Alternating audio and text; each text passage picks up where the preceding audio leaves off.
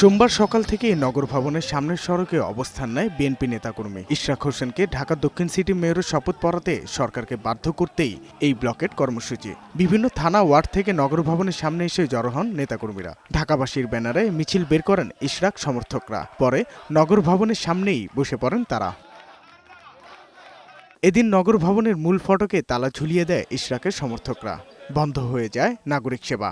গভর্নমেন্টের উচিত হবে ইমিডিয়েটলি উইদাউট ডিলে, যেহেতু কোর্ট থেকে এবং ইলেকশন কমিশন থেকে গেজেট হয়েছে, এটা আর কালো বিলম্বে না করে তাদের শুভ বুদ্ধির উদয় হবে। আমরা চাই অনতিবিলম্বে ইশরাককে মেয়র পদে বসাইয়া এই আন্দোলন স্তব্ধ করার জন্য। আমাদের নগর পিতা নেই, আমাদের অভিভাবক নাই।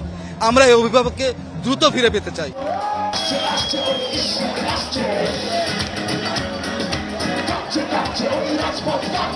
গানের সাথে নিচে গিয়ে ব্লকেট কর্মসূচিতে অংশ নেয় নেতাকর্মীরা। তারা মনে করেন এখনো স্থানীয় সরকার মন্ত্রণালয়ে ফ্যাসিস্টের দোসররা রয়েছে। ইঞ্জিনিয়ার ইশরাক হোসেনকে অবশ্যই শপথ করে ওনার চেয়ারে ওনাকে বসাবো, এটা আমাদের শপথ।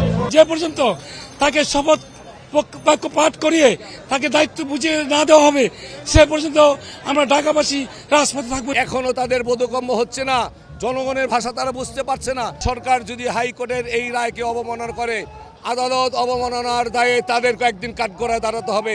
পরে ঢাকাবাসীর ব্যানারের প্রধান সমন্বয়ক নতুন কর্মসূচি ঘোষণা করেন। নগর ভবনের সামনে আমরা অবস্থান কর্মসূচি নিব এবং কোনো দিকে পরিস্থিতি টার্ন নেয় তাহলে আমরা তাৎক্ষণিকভাবে আমাদের পরবর্তী কর্মসূচি ঘোষণা করব। আপনারা সামনের কঠিন কর্মসূচির জন্য প্রস্তুত থাকবেন। ইশরাকের শপথ নিয়ে রিটের শুনানির ধার্য দিন মঙ্গলবার। সাজ্জাদুর রহমান, বৈশাখী সংবাদ, ঢাকা।